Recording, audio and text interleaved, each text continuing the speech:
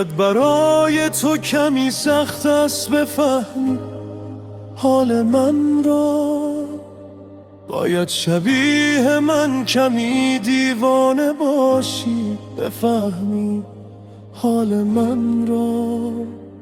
من حاضرم از عشق تو چتر از سر بارون بگیرم، من بی خیال زنده موندن حاضرم با تو بمیرم، من بی خیال زنده موندن حاضرم با تو بمیرم.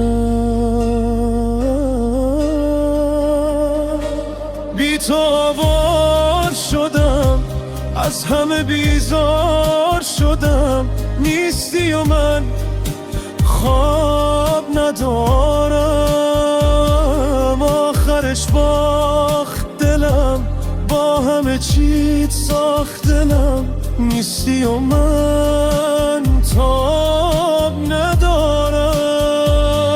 بی تو آوار شدم، از همه بیزار شدم، نیستی و من خواب ندارم، آخرش باخت دلم، با همه چیت ساخت دلم، نیستی و من تاب ندارم.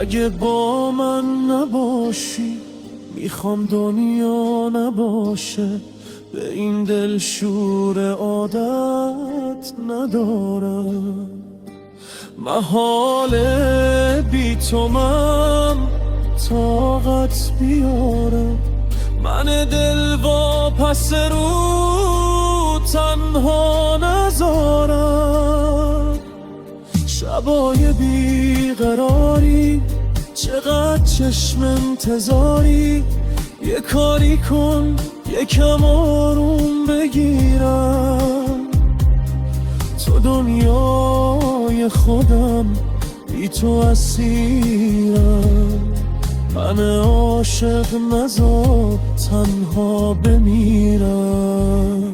بی تو آوار شدم، از همه بیزار شدم، نیستی و من خواب ندارم، آخرش باختم، با همه چیت ساختم، نیستی و من تاب ندارم.